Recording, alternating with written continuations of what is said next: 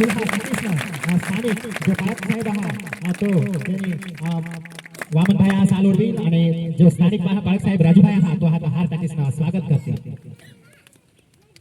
जोरदार आपले टाळ्या वाजवू. सरण डोंगरे साहेब ते पण उभा राहील आणि त्यांच्या पण आम्ही आमच्या जुवान युथ कडून आम्ही स्वागत करायला आहे. तर म्हणून जुवान टीम इकडे जा. त्याला पण आपण फुल देऊन आपण त्यांचं स्वागत करू. जोरदार टाळ्या वाजवू. बाळक साहेब आणि तसंच मनमाळ करूनच बाळक साहेब जे दुसरा बाळूभाई आलेला आहे ते उभा राहील आणि त्यांच्या पण आपण स्वागत करू. जोरदार टाळ्या वाजवू. आणि जो कोऑर्डिनेटर आहे सेवा भारतचा बनसुभाई तो पण उभा राहील. ते पण उभा રહેશે અને આપણે એમનું પણ સ્વાગત કરીશું. જલ્દી આવો. खूप आभार. आणि तसाच कल्पेशभाई जो डॉक्टर आहात तो उभा राहील आणि त्यांना पण आम्ही स्वागत करूला मागच्या आणि रेवडेंट राजूभाई येते.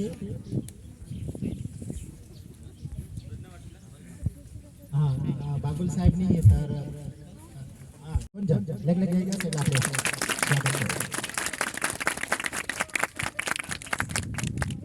અને जो प्रमुख उपप्रमुख અને મંત્રી ટીકજન તમે આગળ જા.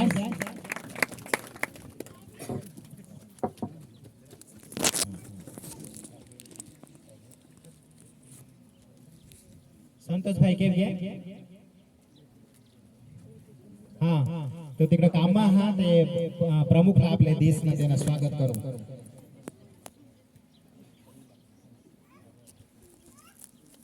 जोरदार टाळे पाडू. खूप आभार काका अनास. देव तुम्हाला बो आशीर्वाद करो. हालेलुया. तुम्ही पण दुरून अनास ना आपल्या अखेसा માટે आपले जोरदार टाळे पाडू. जोरदार टाळे पाडू. काही नाही. અને જે જમુલા બનાવતા હા ખાવલા બનાવતા હા તેની માટે બી આપણે જોરદાર તાળે પાડો. અને જે સેવા કરનારી જે ટીમ હા તેના પણ આપણે જોરદાર તાળે પાડીને સ્વાગત કરો. હાલેલુયા. હાલેલુયા. આપણે વધારે પ્રભુને વચનમાં જાવલા હા તા સ્વાગત અને આપણે બંધ કરું અને આગળના સમય આપણે પ્રભુના સમસ્યા आपल्या એમાં जो લીડિંગ કરનાર સાહેબ હા કમાન્ડો પીએસઆઈ હા અને તેના કિંમતી સમય કાઢીને આપવામાં આના હા તેના પણ આપણે સ્વાગત કરવા પડે કે નહીં ના. तर आपले त्यांना पण स्वागत करू. आणि पाळक साहेब एक जोरदार टाळे पाडू.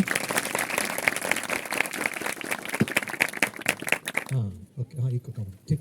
Okay good. सो चित्र में तुमको ज़्यादा समझ में आएगा. Okay start. सबसे पहला कुछ चीज़ें तुमको बताना चाहता हूँ. ठीक है. हमारा परमेश्वर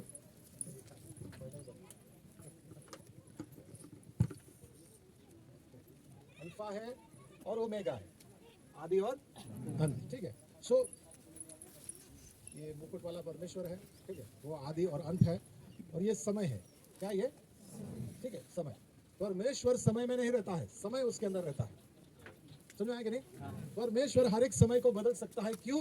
समय का उसके ऊपर प्रभाव नहीं, वो समय को बदल डालता है. ठीक है. सो परमेश्वर अल्फा और ओमेगा है और परमेश्वर ने शुरुआत में पृथ्वी को बनाया. किसको बनाया? पृथ्वी पर आदम को बनाया और हवा को बनाया. किसको बनाया? आदम और. ठीक है. परमेश्वर ने आदम और हवा को बनाया और परमेश्वर हमेशा उनके साथ संगति करता था. क्या करता था? ठीक है. जब संगति करता था, लेकिन जब आदम और हवा ने पाप किया और जो पेड़ का फल नहीं खाना था वो फल खा लिया, परमेश्वर के साथ उनका संगति टूट गया. क्या होगा संगति? सुनो अब ध्यान देना.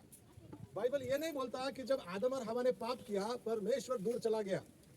समझ में आया कि नहीं? जब आदम और हवा ने पाप किया, आदम और हवा भाग गया. परमेश्वर तो ढूंढते हुए आया ना. परमेश्वर किसको ढूंढते हुए आया? परमेश्वर भाग गया क्या? कौन भाग गया? क्योंकि आदम और हवा के अंदर अभी डर आ गया है कि अभी हम तो कपड़ा नहीं है, वो सारी बातें उसके दिल में आ गई और वो भाग गया. लेकिन परमेश्वर को मालूम था आदम और हवा ने फल खाया, फिर भी परमेश्वर आदम और हवा के पीछे आया और आदम को आवाज लगाया, आदम तू कहाँ है? मतलब परमेश्वर को मालूम नहीं था कि आदम कहाँ है, परमेश्वर को मालूम था आदम कहाँ है. आदम को नहीं मालूम था अब वो कहाँ चला गया है. और परमेश्वर आदम. अच्छा दूसरा चीज लोग बोलते हैं कि अगर गड़बड़ होगी तो प्रभु बात करना बंद कर देगा. तो आदम और हवा ने तो दुनिया का सबसे बड़ा पाप किया ना, फिर भी परमेश्वर बात कर रहा था कि नहीं? क्यों बात कर रहा था? ताकि तुमको बताए कि परमेश्वर ने संसार से इतना प्यार किया कि अपना इकलौता बेटा दे दिया। मतलब परमेश्वर तुमसे प्यार करता है, कि परमेश्वर ने संसार से इतना प्यार किया कि अपना इकलौता बेटा दे दिया ताकि जो कोई भी उस पर विश्वास करे उसका, लेकिन वो, और अगला वचन बोलता है परमेश्वर ने अपने बेटे को संसार में इसलिए नहीं भेजा कि दुनिया के ऊपर दंड दे या न्याय करे, लेकिन इसलिए भेजा ताकि उसके द्वारा क्या पाए। हेलो, समझ आ रहा कि नहीं? सो आदम और हवा भाग गए, परमेश्वर नहीं भागा। परमेश्वर ने संगति कभी भी नहीं तोड़ी। ठीक है, आदम और हवा के बच्चों का नाम क्या है? काइन और किसने किसको मारा? काइन ने हाबिल के कर्म अच्छे थे। काइन के कर्म क्या थे? ठीक है, जब हाबिल ने बलिदान चढ़ाया, परमेश्वर ने स्वीकार किया। हाबिल अपना जानवर संभालता था और जानवर का लहू परमेश्वर को बलि, और काइन जो था खेती करता था, वो खेती का अनाज ला कर देता था। तो दो चीजें हुई थी। परमेश्वर हाबिल के बलिदान के ऊपर इसलिए खुश था। क्यों खुश था? क्योंकि हाबिल अपने धार्मिकता से नहीं आ रहा था, वो जानवर का लहू से, बलिदान से आ रहा था। लेकिन काइन अपना कर्म था उसका। क्या था उसका? मैं खेती करूंगा, मैं कमाऊंगा, मैं लूंगा और उसमें परमेश्वर को खुश करूंगा। तुम्हारे कर्म से परमेश्वर खुश नहीं होता है। हेलो, यीशु मसीह ने जो क्रूस पर किया है तुम्हारे लिए, उससे परमेश्वर खुश होता है। ठीक है, और काइन ने हाबिल को मार दिया और काइन भाग गया। काइन के पीछे परमेश्वर वापस आया और काइन को परमेश्वर पूछता है कि तेरा भाई किधर गया? बोलता मेरा तो सब तुमको मालूम है। ठीक, कोई बात नहीं, थोड़ा 5 मिनट धरूं बस। ये सब जो मैं खरीदा बंदा, ठीक है, ओके। तो ये पूरा करते हैं पहला। सो ये क्यों बता रहा हूँ? मैं तुमको कहीं तो भी लेकर जा रहा हूँ, कुछ समझाना चाहता हूँ। ठीक है, और ये टीवी अगर देखा रहेगा तो उधर बोलते हैं दिखावे पे मत जाओ, अपनी दिखावे पे अपनी। सो आज सुबह यहाँ पर बैठकर हम अक्ल लगाना सीखने वाले हैं।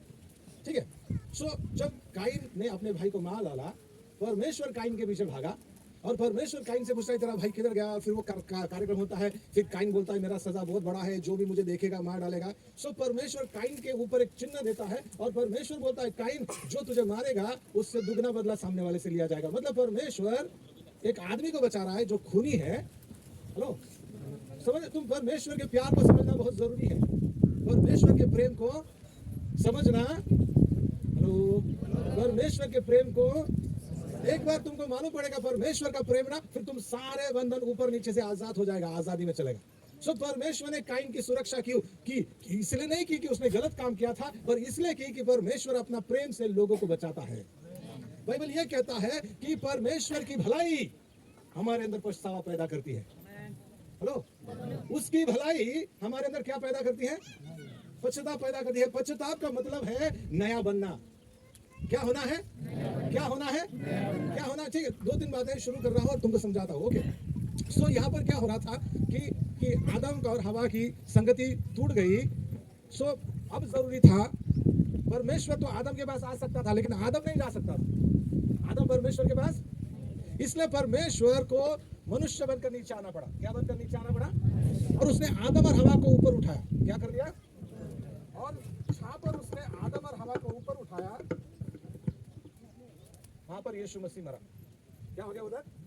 इधर यीशु जब मरा, वहां पर मनुष्य और परमेश्वर का एक हो गया। ठीक है, अब यीशु मसीह आने तक मूसा आया, एलिया आया। ठीक है, फिर क्या है तुम्हारा और कौन सा भविष्यवक्ता है?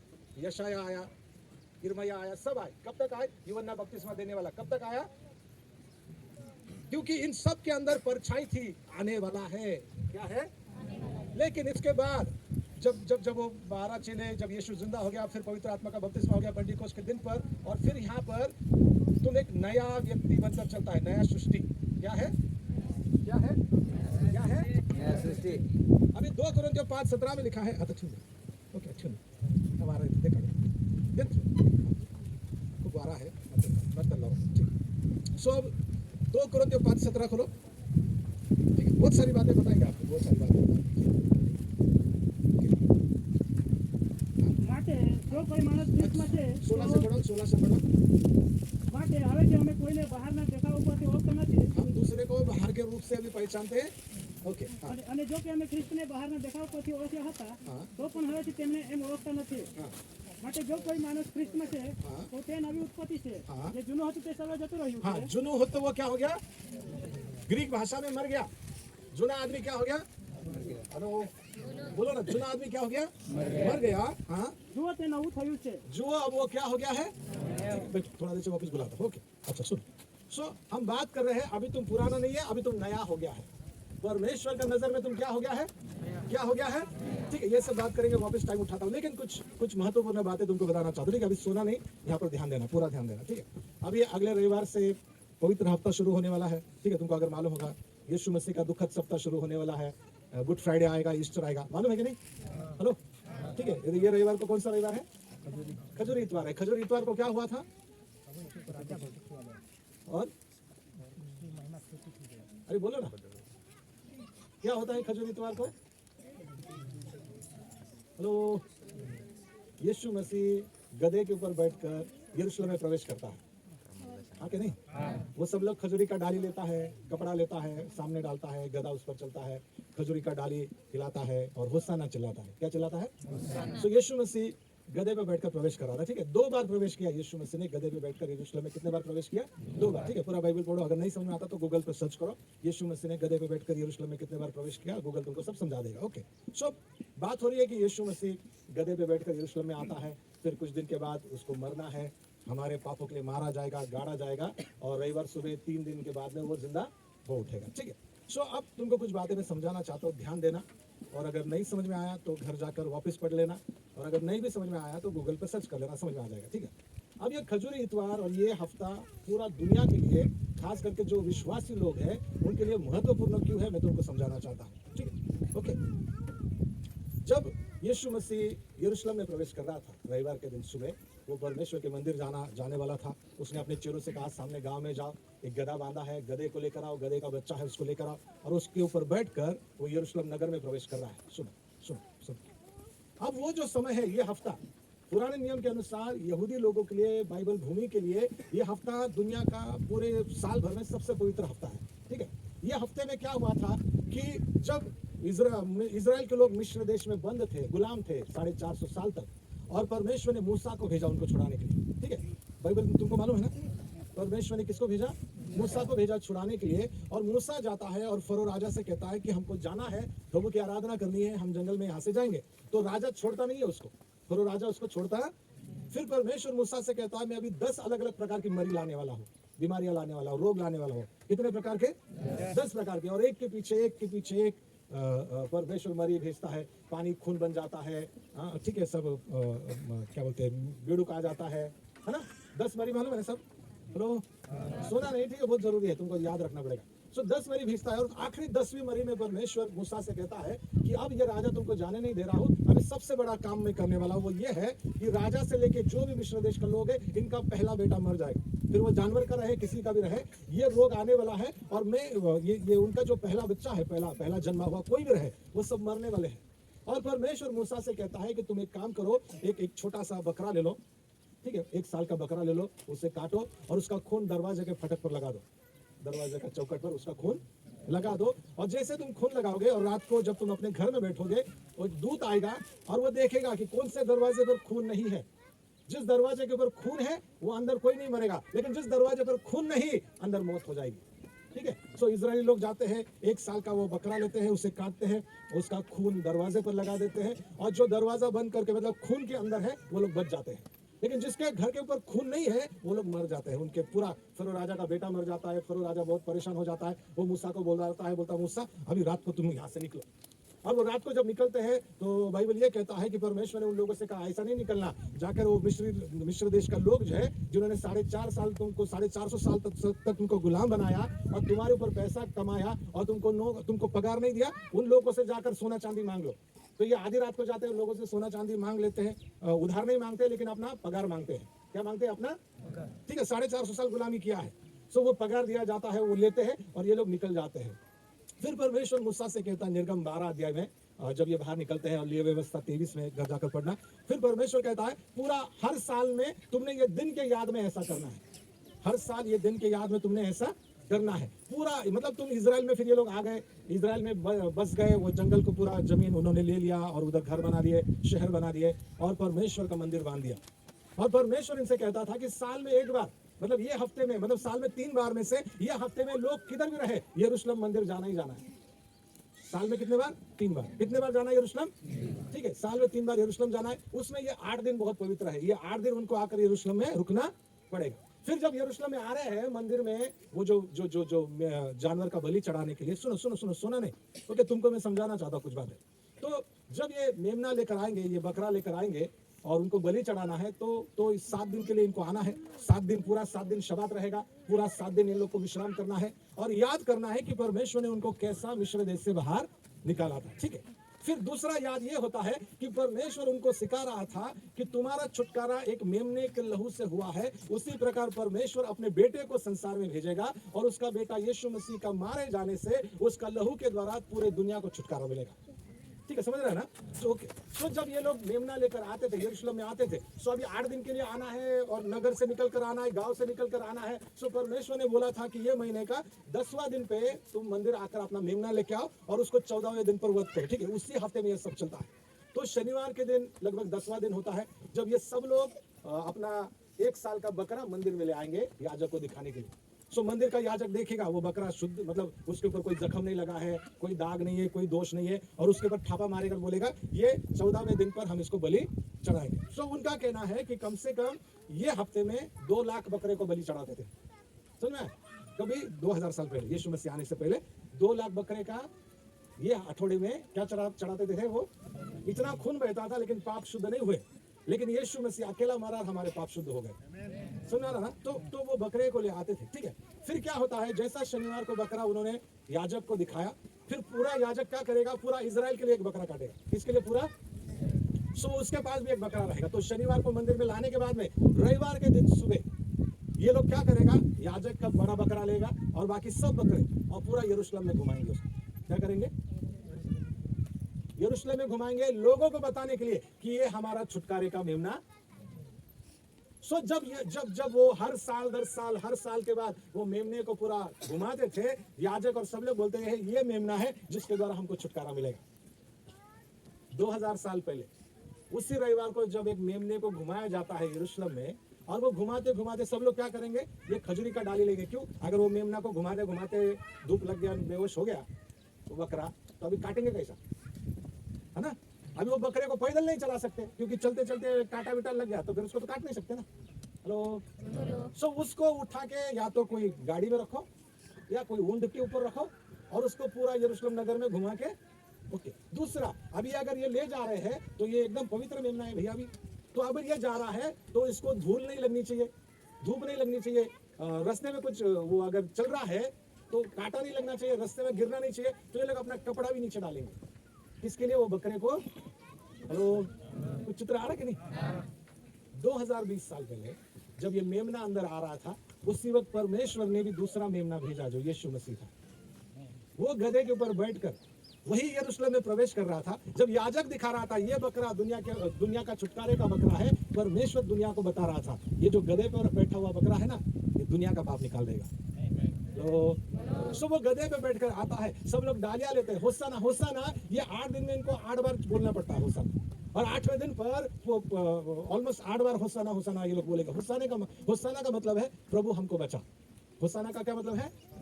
प्रभु हमको, जैसे तूने मिस्र देश से उस रात को तूने हमको बचाया, वैसा ही अभी हमारे पाप से तू हमको। अब ये यीशु मसीह को बोल रहे हैं होसाना। वही है, बकरे के लहू से नहीं शुद्ध हुए, यीशु मसीह जो परमेश्वर का बेटा है उसके लहू से तुम्हारे और मेरे पाप शुद्ध हो गए। हेलो। सो वो सिर्फ यीशु मसीह विजय रीति से यरूशलेम में प्रवेश कर रहा था, उतना ही नहीं, वो परमेश्वर का मेमना बनकर प्रवेश कर रहा था। हेलो। इसलिए जकरिया में लिखा है कि वो कहता है, हे सिय्योन की डिक्री डर मत, तुम्हारा राजा आ रहा है, गधे के ऊपर बैठकर आ रहा है। वो नम्र है, मतलब वो भविष्यवाणी पूरा कर रहा था गधे पे बैठकर आने की, क्योंकि परमेश्वर का ये इच्छा था कि लोग उसको पहचाने कि ये वो बकरा है जो तुम्हारे और मेरे पापों को निकाल देगा। हेलो। सो ये मैं क्यों बता रहा हूँ? ये मैं इसलिए बता रहा हूँ कि ताकि तुम कुछ बात को समझो, ओके। सो ये 8 दिन वो दिन है जब वो बकरा आएगा।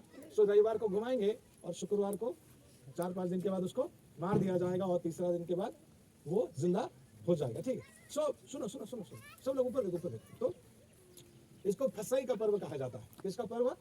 पास्कल पर्व, या क्या पता गुजराती में मालूम नहीं, पास्का पर्व कहा जाता है, ठीक है, पास्का पर्व। और रविवार से शुरू होता है।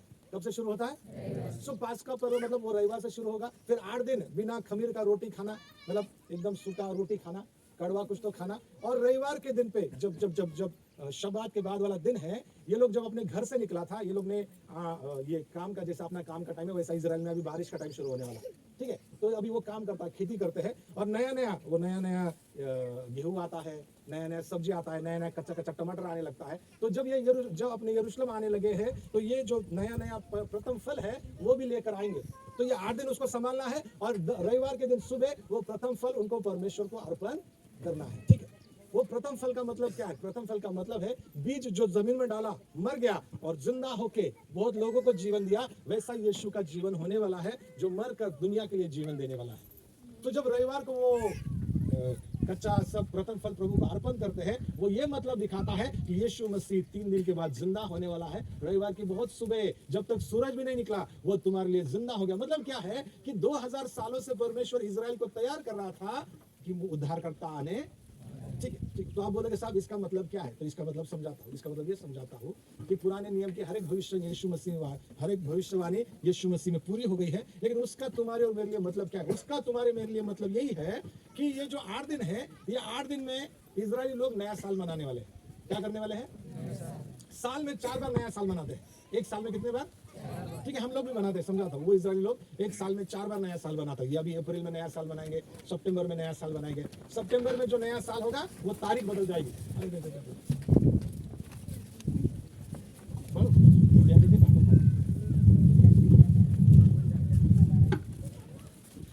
चलो, हवा अच्छी है, एसी चल रहा है, ठीक है। सो टेंशन मत लो, ठीक है। सो साल में कितने बार नया साल मनाते हैं? 4 बार। सितंबर में तारीख बदलेगा, और मार्च अप्रैल में जो नया साल मनाते हैं, ये नया साल में राजा बदलता है। कौन बदलता है? राजा का जो सरकार है वो उसमें बदलाव लाना पड़ता है, ठीक है, ये उनका कानून है। मतलब क्या है कि ये अप्रैल के बाद उनके जीवन में एक मौसम बदल जाता है। क्या बदल जाता है? ठीक है। अभी जैसा अप्रैल महीना शुरू होगा, भारत में भी हम लोग भी नया साल मनाते हैं बहुत। 1 जनवरी को नया साल मनाते हैं, बराबर कि नहीं? फिर 31 मार्च खत्म हो जाएगा, 1 अप्रैल शुरू होगा, पैसे का नया साल चालू हो जाता है। किसका नया साल? है ना, बैंक में जाके देखो, 31 मार्च तक काम करेगा, 2 दिन छुट्टी रहेगा, तुम्हारे लिए उनके लिए नहीं रहेगा। और 1 अप्रैल से पैसे का कारोबार 1 अप्रैल से 1 अप्रैल तक रहता है। 1 जनवरी से 1 जनवरी तक नहीं रहता है। 1 अप्रैल 23 से लेके 31 मार्च 24 तक काम चलेगा। हेलो। फिर जून जुलाई में बच्चों का पढ़ाई का नया साल शुरू होता है, बराबर ना?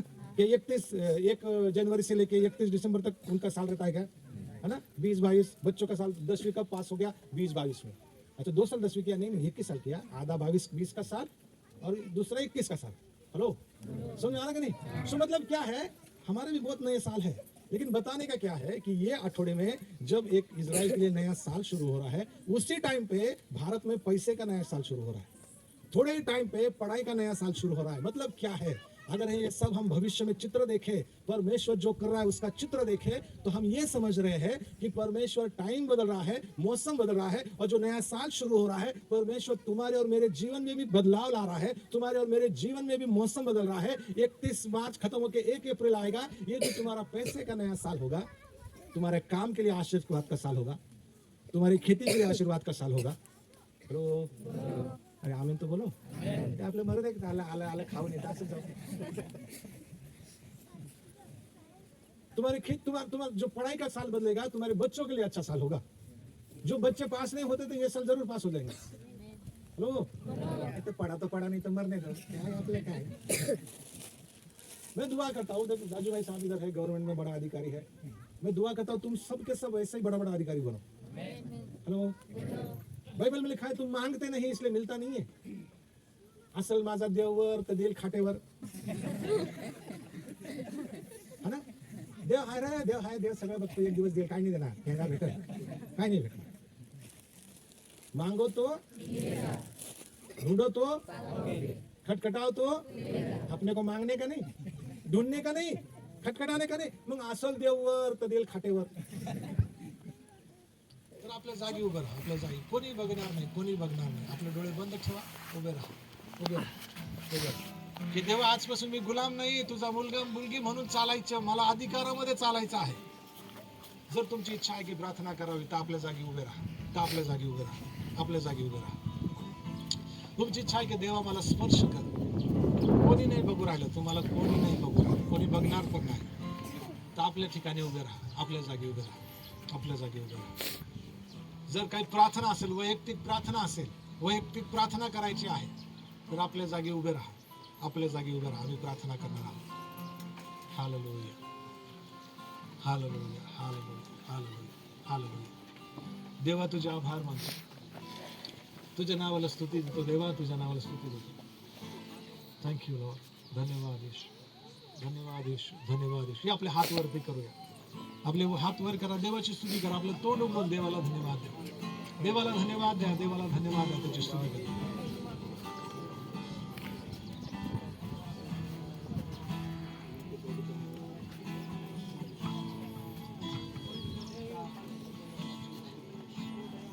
थँक्यू देवा, धन्यवाद.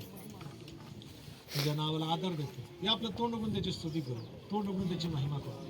देवाची उपस्थिती आमच्यामध्ये आहे, देवाची उपस्थिती ह्या ठिकाणी आहे.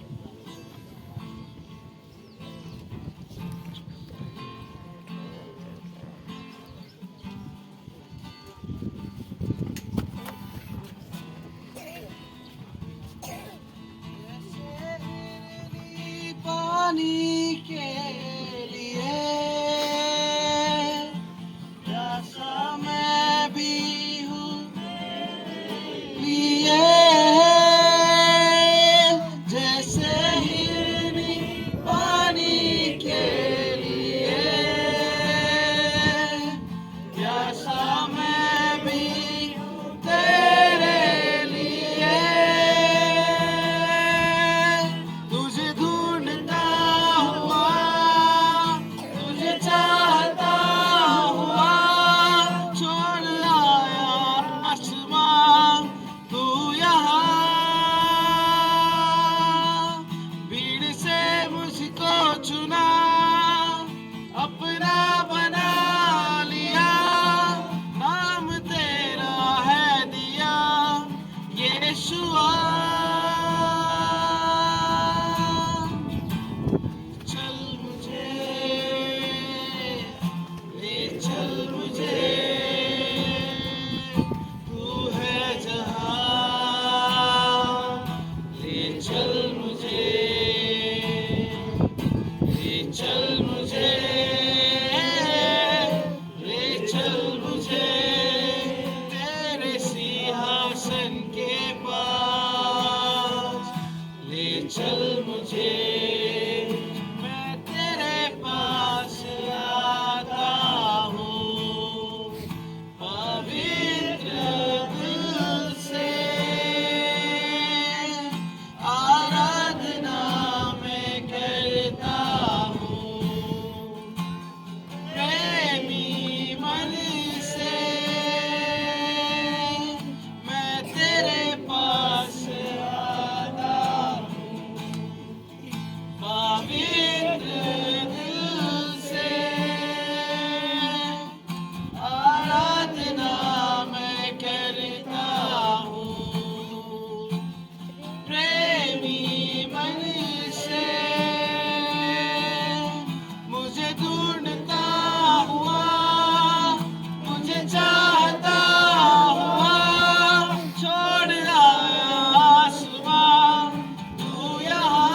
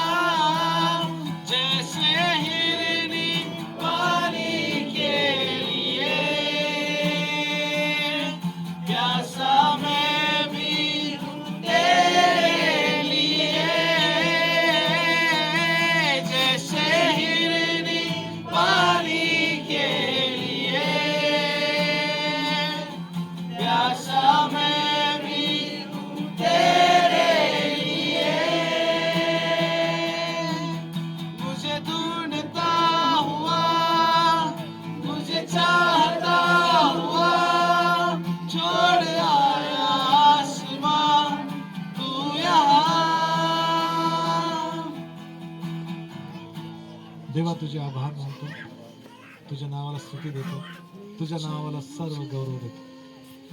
प्रभू ह्या लोकांनी ज्यांनी आपलं जीवन पुन्हा एकदा तुझ्या हातात दिलं आहे, त्यांची इच्छा आहे की देवा तू पुन्हा एकदा त्यांच्या जीवनात काम करावं. तुझा हात त्यांना प्रकट कर दे, हात प्रकट कर. प्रभू आजपासून मी प्रार्थना करतो की जसं तू इस्रायलमध्ये एक वातावरण बदलणार आहे, तसंच एक नवीन वातावरण यांच्या जीवनामध्ये सुरू कर. एक नवीन ऋतू यांच्या जीवनामध्ये सुरू कर. प्रभु इनके जीवन का मौसम बदल देना. बीमारी से चंगाई में, श्राप से आशीष में, दुख से आनंद में, अविश्वास से विश्वास में, कमजोरी से लेकर सामर्थ में, प्रभु उनके जीवन में एक नया मौसम की शुरुआत करना. पढ़ाई में, हाथ के कामों में, घर में प्रभु, नौकरी काम धंधा में पिता एक नया मौसम की शुरुआत कर. जो बच्चे प्रभु एडमिशन चाहते हैं, नया एडमिशन, स्कॉलरशिप, नया स्कॉलरशिप, प्रभु अच्छे जगह पर एडमिशन मिले. जो नौकरी चाहते हैं प्रभु इसी साल अच्छा नौकरी, अच्छे स्थान पर, ऊंचे स्थान पर प्रभु उनको नौकरी देना. प्रमोशन, इंक्रीमेंट पिता हम मांगते हैं यीशु मसीह के नाम से. प्रभु मैं दुआ करता हूँ कि सब जवानों के ऊपर तेरा हाथ रहे, आगे बढ़कर तेरी सेवा करे, तेरी महिमा करे. प्रभु ये मैं दुआ करता हूँ. पिता तेरा धन्यवाद आज की मीटिंग के लिए प्रभु. जो इन्होंने मेहनत की, जो काम किया है, हम विश्वास करते प्रभु तूने इनके अंदर काम किया है. ये जैसे आए वैसे नहीं जा रहे, लेकिन तेरे सामर्थ से भरकर जा रहे हैं, तेरे अभिषेक से भरकर जा रहे हैं. प्रभु धन्यवाद, धन्यवाद. यीशु मसीह के नाम से दुआ करते हैं, आमीन. यीशु के लहू से खरीदे गए हैं, पाप हमारे धुल गए. यीशु के लहू से खरीदे गए हैं, पाप हमारे धुल गए. मिली है मुक्ति पापों और रोगों से, मिली है मुक्ति पापों और रोगों से. अपना ये जीवन उसे चढ़ाए, अपना ये जीवन उसे चढ़ाए.